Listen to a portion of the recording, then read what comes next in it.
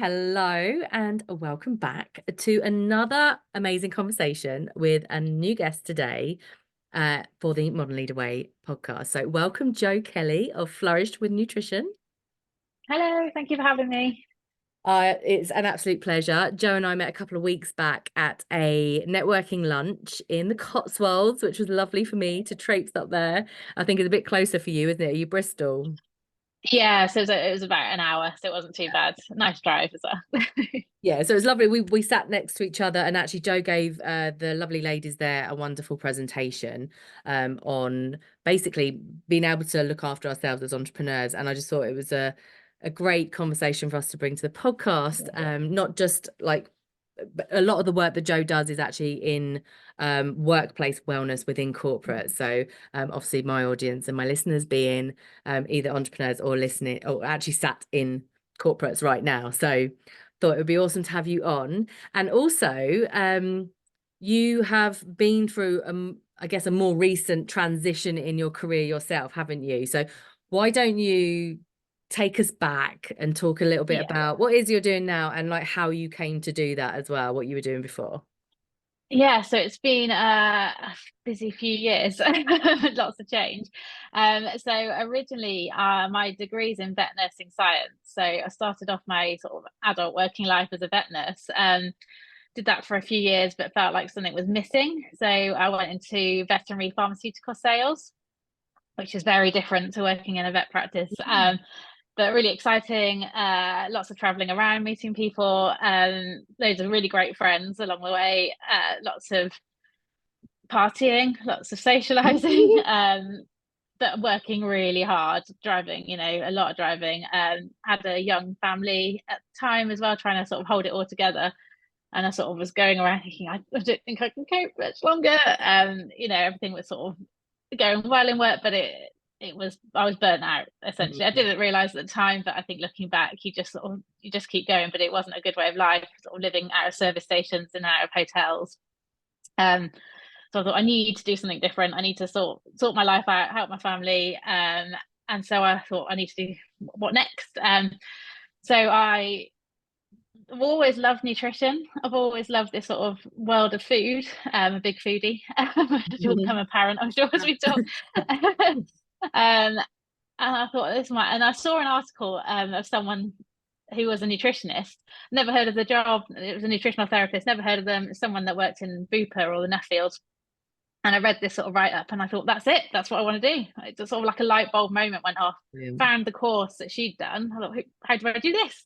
Found the course, looked into it. It was a 3-year minimum to study. And I thought, I'm just going to take the leap. I've got to do something. So studied evenings and weekends while still traipsing around the M4 and the M5 selling my products, trying to be a good mum, trying to be a good wife, Oh my goodness. probably. But it was all worth it. I qualified nearly 3 years ago. And I thought, I've just got to do this. I'm so passionate. I loved everything I learned. I've changed my life based on my learnings, changed the way I eat, changed the way I do things, feel so much better for it. And I think that's the key. I feel well, and I didn't feel well when I was living out of service stations and hotels and Starbucks. And yeah, so I thought I can do this. And then since doing my training, I thought, right, now I really want to help the people that were me. I think I want to keep people. Nobody needs to burn out in the workplace. Nobody needs to get to that point. So if I can help people feel well and thrive in the workplace, that's got to be a good thing. So I'm trying to pass my knowledge on. Oh, I love that. And do you know what? I think this is the thing, right? Is we follow the breadcrumbs of our passion, and it leads us to a place where we are the living, breathing embodiment of everything, not just that we've learned, but that we this is how we live. And of course, you're going to share that with others because others want to listen to someone that's that living, breathing embodiment of everything they teach and preach, right? So Yeah, yeah. that's so cool. Yeah, and I don't get it right all the time. I think that's the thing. I'm still human. I like cake, and sometimes it goes wrong. Sometimes the day goes wrong. Life gets in the way. Kids are ill, something. But car breaks down, or you're stuck on the motorway, But it's then resetting the next day or trying to make better choices than I would have made in the past, or but it's knowing that sometimes it's not going to go to plan, and that's okay too. Yeah, and I think that's what I loved about listening to you at the lunch the other day was your real pragmatic approach. And it's like some of the questions that you had, it was like, just do what works for you, find what works Yeah, for you, which I think is something that's just so refreshing. Because oftentimes we think, oh, we've got to be serious, we've got to change, like make these huge changes, we've got to yeah, start taking all these supplements, we've got to, start fasting or whatever. Like I think there's just so much information out there these days.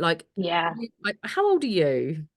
39. 39. Okay. So Yeah, I was going to say I'm of the generation that like has if there was a diet, I've tried it, right? And yeah, and then yeah. it just gets so confusing and you hear people Mhm. talking about this way of eating that worked for them and then you go and try and it doesn't work for you and it's like Yeah, to get to the point where it's like, actually, there is no one size fits all. I am absolutely. a unique being. I am made Yeah, up of very unique pieces.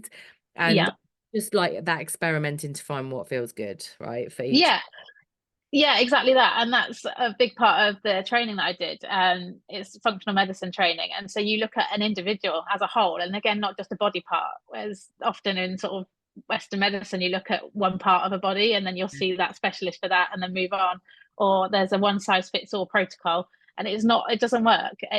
It doesn't work. There's so many variants. So what I try to do, although a lot of the workplace stuff is sort of tips that can help everybody, it's then trying to then look at an individual as well where they need that extra support or their specific circumstances. So I try and really incorporate that as well, Yeah. because there isn't one size that fits all, and what works for me isn't going to work for you. But there's sort of things that we can all sort of make small changes that will really help, but it's then Mm. those nuances that we can really make a huge difference. Absolutely. So, someone that's listening now that perhaps resonates with the busyness, the living out of a suitcase, the traveling a Yeah, lot, the family at home, the feeling like they're potentially at a point, a tipping point, right? yeah, yeah. Exhausted a lot of the time, low energy. What are your highlight tips that you bring to the table that are like game changers, these small Yeah, I tweaks? think first and foremost, take a breath and listen, acknowledging that's like a real big part of it. It's okay. Sometimes it's hard. Life's hard. Parenting's hard. Working's hard. All of the things that come around that.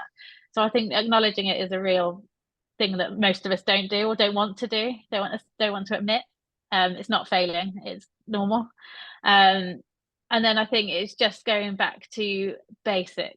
I think the no sort of like you say, diets and regimes don't work because that adds more pressure, right? No one wants more pressure on their life.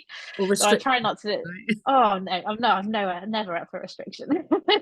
Mhm. um, but just taking it back to basics, I think if we can really just sort of go back to eating good quality food and trying to eat things as close to their natural way as possible, that's a really good place to be. But to sort of get you there, so for instance, if you have at the moment jam on toast for breakfast, have peanut butter on toast or almond butter on toast, because you want that protein side of it instead of the jam. So it's not removing your toast. It's not having a full cooked breakfast with eggs and avocados and everything else in half an hour in the kitchen, but it's a small change. Or if you have porridge, lots of people have say porridge with honey. Add a handful of nuts on the top, just so you've got that protein. So it's not a million miles from what you're doing today. It's just adding a little bit extra in, Mm, and that's sort of the key thing. Is I'm always looking for ways I can add more into people's diets first and mm. foremost, but or making small tweaks that don't feel too far removed from what they currently do, because otherwise you just go, it's too much. I can't do any of it. I'll do none of it. Yeah, And I yeah, think so. absolutely. Yeah, but that real sort of focus on, I'd just add a little bit of protein into all of your meals, so that sort of becomes the first and foremost. And adding fiber, which you get from vegetables or plant-based foods, that's a really good place to start with every meal, every snack. Yeah. What snacks? Because I think this is a biggie. Like Yeah, would eat all day if I could, but the snack thing, especially when you're on the road or you've got a busy day, yeah, what are the perfect snacks? If there is a perfect snack, I'm saying that in jest. yeah, absolutely. Yeah, I mean, ideally, I would say if you have a decent breakfast and a decent lunch, hopefully you don't need too many snacks. But sometimes it's a really long time till dinner, from lunch. Mhm. Sometimes you just can't do it, there's this thing going on. So things like mixed nuts and seeds. If you put them in just those individual portion pots and just have them in the car, you know, they're handy, or your handbag. They're really good to snack on, so they don't need to be kept cold, that kind of thing. If you do have the facility to keep things cold, like a spoonful of Greek yogurt with some nuts and some mixed berries, so you've just got that to hand if you're at home, for instance. Hummus and vegetable sticks are really good. Rice cakes, but with cream cheese, not cream cheese, sorry, cottage cheese. So again, it's just those sort of proteins. So people might be snacking on rice cakes because I don't know, maybe they did Weight Watchers or Slimming World a few years ago, and that's what you're told to eat. Yeah. Actually, add the protein, because the rice cakes are going to make you have a blood sugar spike, but the protein will help settle that a bit. Yeah. Yeah. I So love that. again, it's not, yeah, it's Sorry. not moving away from what you do. It's just Mm. adding to what you do. Yeah, I love That's that, because the when I key. came away from our little chat, I remember the next day I sent you a message, didn't I? And I had Yeah, like this, I was like, yeah, I'm gonna experiment with Greek yogurt, and I added loads of seeds to it and whatever else, and berries, and I really enjoyed it, because breakfast has yeah, always been a bit of a I've got better at it, because I know that if I have a decent breakfast, I'm gonna yeah, have much better chance later on of getting yeah, through the day with, unscathed almost. But yeah. also the other thing was, like, I think apple and Oh yeah, ah, game changer. game changer. That's my favorite. That's my go-to. Yeah, any kind of nut butter and apple is just the one. Yeah, it's the one for me Yeah. too. Love that.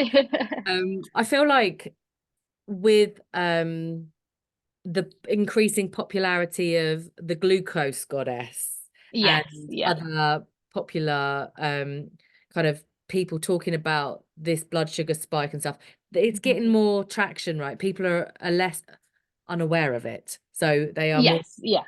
talk about the impact of sugar on our bloods and our Hmm. energy levels.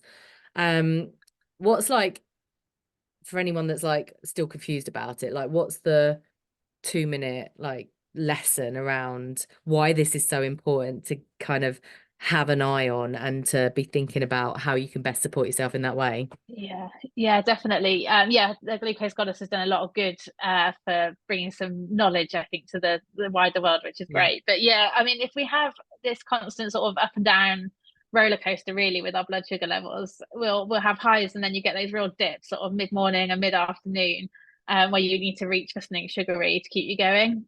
It can really affect your concentration and your brain function, ability to make decisions, that kind of thing. So if you have a meeting put in your diary at 3 o'clock, if that fills you with dread because you know that 3 o'clock's your worst time of day, that's horrible. And then you go in feeling like you're not going to perform at your best, you're not going to answer, make decisions, and then you're sort of preempting it being a problem. So that's going to affect you straight away. Actually, if you've had a really decent lunch filled with protein and fiber and some good fats, then that will keep you sustained till 5 o'clock, 6 o'clock. That 3 o'clock meeting, you'll be on fire. You'll make all the really good decisions. You'll be more productive, and you'll come. If you go in positive, you'll come out feeling like you've killed it. So Mm, it's just setting yourself up to not fail, because yeah. if we're up and down all the time with our blood sugar, it really messes with our mental health and our brain function. Yeah. Yeah, totally. And I know, I almost like look at a food and I know it's gonna affect me in not a nice way. So then it becomes Yeah, a choice, right? When you've got that understanding and awareness about how foods affect you, you've then got a choice. It's like, no, yeah, I'm not gonna have that. I might actually save that for after my dinner, because it's like yeah, it's gonna be yeah, a little bit less impactful in yeah, a negative exactly that. way. So I'm not like saying no to the chocolate bar. I'm just saying, actually, Yeah, it's really not supportive to have the chocolate bar after my lunch, because it's yeah. probably Yeah, exactly. result in Yeah, a exactly that. And that's the thing. It's not about deprivation, it's about timing a lot of the time. So yeah, with a chocolate bar, for instance, having it after a meal is so much better, because you filled just your stomach up with the protein and the fiber. That sweet food is the last thing. So you're less likely to get such a high spike. Whereas mm, if you just had that chocolate on its own, that's just going to spike your blood sugar straight away. So it's not about don't have the chocolate, just have it at the right time of day or after a yeah. meal, and then And you had a good little tip for the cake as well, if you want the cake in the Yes. afternoon, Oh, right? yeah. Yeah, the cake is great. This is actually a glucose goddess tip, so I must credit. But yeah, have the cake, but have some Greek yogurt with the cake. So you got that again, it's that protein element. Well, you will still get a blood sugar spike, you're still having a decent quantity of sugar, but it just isn't going to be quite so excessive. And I Mm, think that's the thing. So on those days where you really just want that chocolate cake, or on a weekend, or sometimes birthday or any Saturday, have the cake, but just mm. have a bit of Greek yogurt with it too. And actually, it tastes good. Yes, yeah, I would imagine it does. I'm Yeah, definitely going to experiment with that one, Joe. You have permission from yeah, you. yeah. Do So, it. I will. So I guess weight loss is like a Mhm. topic that still is front of mind. So for me, I've Yeah. quite a body acceptance, I guess, journey, being in a Mhm. bigger body. I'm a size 18, 20 at the moment in the UK. um Around my heaviest ever, and I feel like I'm up against it now, having Mhm. like started to get some early signs of perimenopause. I think it feels like it's hard work to lose weight now, whereas Yeah. before, I could apply myself for a couple of weeks and Yeah. see some difference on the scale. It doesn't happen now, and actually it's Yeah. crept back on with me not doing anything different, um a lot easier. So if you're, get to certain, like, your 40s or whatever, like Mm. what are there secrets, or is it just consistency, like over time, small little tweaks? Like, what's the advice around weight loss when we're not talking about restrictive dieting, Yeah. and all that kind of thing? Because we're Yeah. done with that, right? We know Yeah. that. Absolutely. Yeah. Yeah. Yeah. First and foremost, I'd say get rid of the scales. That's never good for our minds anyway. I would like, go by how your clothes feel. I think that's the thing. Don't get caught up in the numbers, because that can be so demotivating. And there's so many reasons the numbers will change with water, hormones, so it's so demotivating, I think. So get rid of your scales. Yes. Yeah, it definitely does get harder to lose weight, and you can't eat the same things as you get older because our hormones change, and it has such an effect on our bodies. So we can't shy away from that. Um, I'd say there probably is no magic bullet that we're all looking for. I think, yeah, you hit the nail on the head. It is consistency. Um, Blood sugar balance will come into it hugely. So keeping that blood sugar sort of spikes at bay, or as best you can, will help. Um, but also sort of beyond the food, sleep will come into it, which, especially if, busy working people tend to sleep less just because our minds are busy, or we're caught up in work, or we've not let go of the day, or thinking about tomorrow. So that will definitely come into it. Um, Movement, the right type of movement for you. So any movement's good. So, but specifically things like resistance training is really good as we get older. That will help. Um, I lost my train of thought then. Sleep, sleep, exercise, fulfillment, making sure you're fulfilled in your life. That's a really good part of it. So all of these sort of other things come into play. It's not just about food, unfortunately. That's a big part of it, but you sort of have to look at other factors as well that will be keeping that weight on. Stress as well is one of the biggest things. If Yeah. our stress levels are our cortisol levels, which is our stress hormone, if we're keeping them high all of the time, that will your weight will stay on, especially around the middle. That's where it seems to hold the weight, with stress. So you can be eating all the right foods, doing all the right things, but if you're stressed, nothing's going to move. So it's sort of finding ways to reduce that down. Yeah, I was gonna say, I think a lot of the time, a common, it's almost a myth again, that I feel needs busting is, you know, we're stressed anyway. We've got a Hmm. lot going on. And Yeah. then we, are very careful about what food we put in our mouth. So we're kind of like not Hmm. restricting, but we're being very cautious, very like, Hmm. and then we go and do a 5 mile run. And I feel Yeah. like that's almost like an additional stressor, right? Yeah, yeah, yeah, definitely. Add stress to your body. When you're doing exercise, you're stressing your body. That's essentially what you're doing. So it's making sure you're doing enough exercise, but again, not excessive, and fueling yourself to be able to do that exercise. So it's Mm, just having that balance. So yeah, if you're mega stressed and then you push yourself to do a 5 mile run and everything else is going on, it's just all going to be sort of going in the wrong direction, and that will lead to burnout. yeah. And then there's like the whole like topic about food intolerances and Mm. allergies and things like that, because again, that's a stress response, isn't it? If you can't tolerate Yeah. dairy, for example, that's Yeah. another stress response. But I think again, there's more awareness, there's more talk around Hmm. how to identify that, and there's more like Yeah. available testing and things, isn't there? Because I know Yeah. Yeah. the first time I probably had a test was like 10 years ago. It was a blood test. I Hmm. had to pay like Yeah. 300 quid or something for it. Yeah. And that, like, I was so shocked when I got the results because it was Yeah. egg yolks, egg whites, all dairy, raspberries. Like, Yeah. were having this stress response in my body when I was eating things that actually I thought were good for me, like 3 or 4 eggs. Yeah. Yeah. Apples probably Yeah. caused me to be intolerant. But like, if people like, what are some of the signs around that? That, I mean, there's obvious signs, but what do you recommend people do if they suspect they're like potentially intolerant or unable to tolerate certain foods, but can't put Yeah. on it? Yeah, definitely. That's really common. And again, that will that will hinder weight loss, because you're right, it's causing a stress in your digestive system. So you're naturally pushing that cortisol level up. So you don't want to keep that high. I would say do a test. I think that you can guess, but the tests are really good. Most of the tests are really good. There's some nuances there. I would recommend doing a blood type test because they'll be looking for antibodies. But they can test like 200 odd foods. Yeah. So, because that's a lot. I mean, otherwise, if you're doing elimination diets, you have to eliminate these things for a good 6 weeks to Yeah. see. So, if you think, oh, it could be dairy, so I'll take out all dairy for the next 6 weeks, and that doesn't change anything. Oh, well, it could be gluten, so that's another 6 weeks of gluten coming out. Oh, but that's not work. So it could be eggs, and who wants that? Why take things out you don't need to? Yeah. Um, so I would, yeah, definitely recommend doing a test with a reputable company. Yeah. Yeah. And then what's your view on like supplements? Are there supplements we should be taking as like 40 plus? Yeah, again, supplements are hard because we're no one size fits all. Which I know the marketing likes to make us think that we should all be taking this, that, and the other. Actually, again, testing is the right way forward because what you may be deficient in, I might not be, or vice versa. So actually, know your numbers is the way forward. So I'm a big advocate of testing Yeah, okay. to individuals. Yeah, awesome.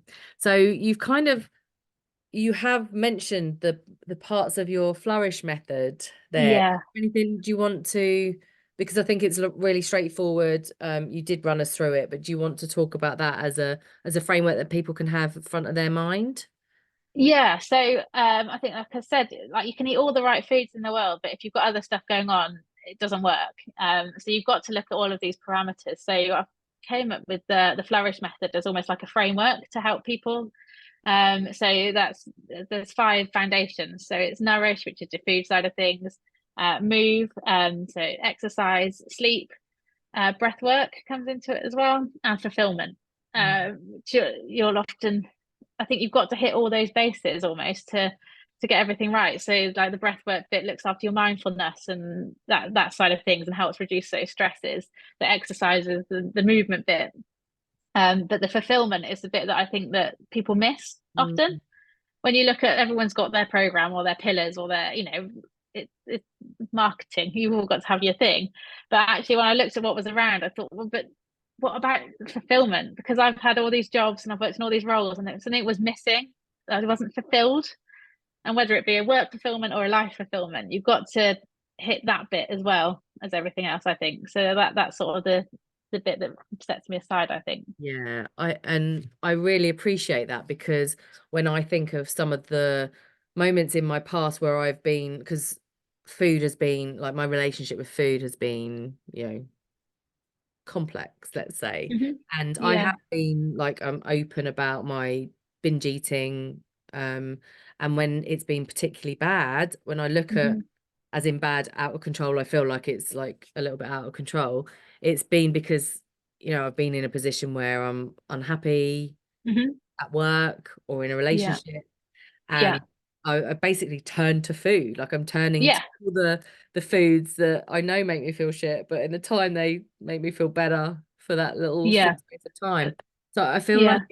like it's definitely something that needs to be brought into the fold, because Yeah. I'm less likely to do that when Yeah. I'm happy and I'm doing things Yeah. that I love and I'm feeling Yeah. satisfied that way. So yeah. Yeah, absolutely. And sometimes we use things like food as almost a punishment, like we don't deserve good food because Mm, we're not worthy. And I think that's really hard. But actually, if you've got that fulfillment bit down, then you do feel worthy and you are worth having a decent breakfast because why? Of course, you're worth it. You should mm, have a good, and you will succeed at work. And you will feel better in your day, and it all has a knock on. So you've got to hit all those five pillars, I think, yeah.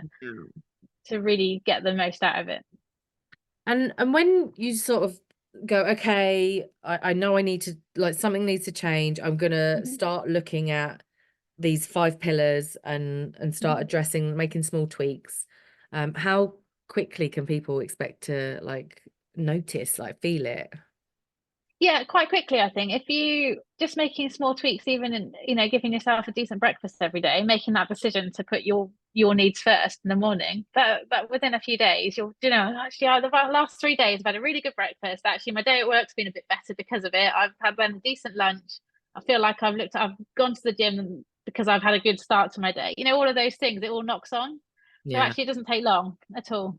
Um, yeah, put yourself first. I think that's the key. Yes, definitely.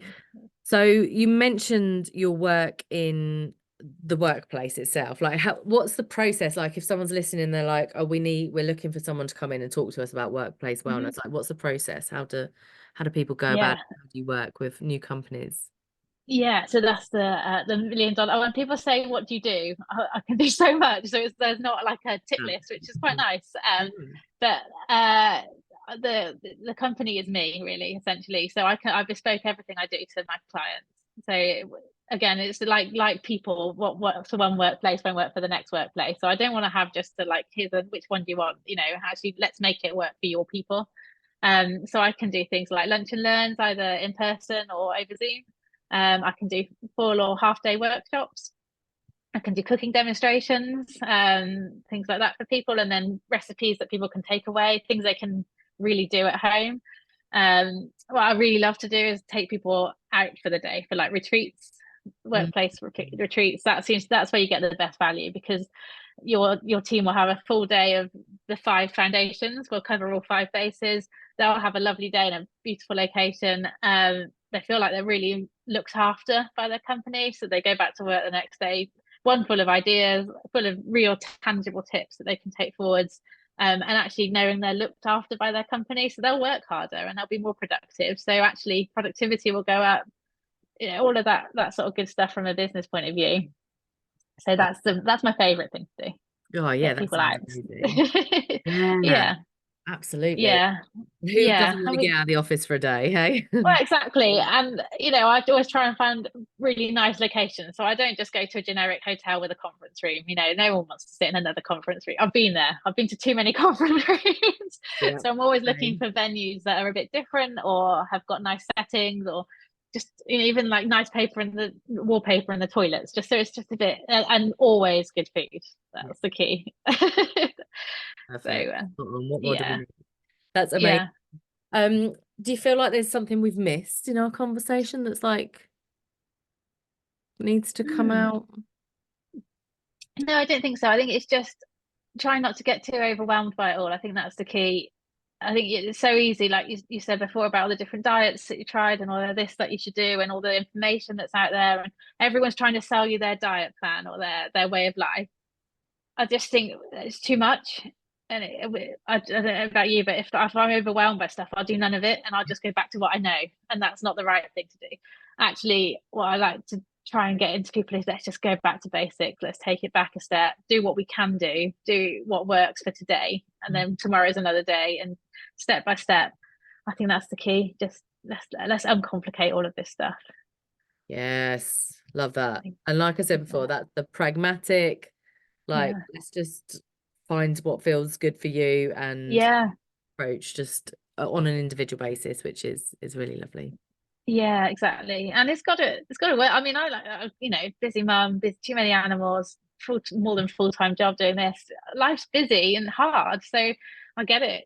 I've been on different sides of the table, and it's still hard now, and I still have to really work on it. But I've got the tools now to make things easier, and I just want to pass those tools on to people. Amazing. So what's the best way that people can get in touch with you and just connect so that they can potentially continue the conversation? Yeah, absolutely. So I'm on LinkedIn. Joe Kelly. If you put Joe Kelly Nutrition, I tend to come up. There's a lot of Joe Kellys I've found. I've got a website which is flourishwithnutrition.co.uk. On Instagram at flourishwithnutrition UK. But LinkedIn's one of the key place that I'm on. But yeah, feel free to reach out on any of those platforms. I'll happily have a chat. If there's any individual questions or anyone wants to talk about a workplace program. Amazing. So I will ensure that those links are in the show notes that you can go and Thank get you. them. Thanks so much for your time, Joe. It's really Oh, no lovely to problem. catch up with you again and Yeah, you too. all right. Thank you. And we'll Bye. see you next time, guys.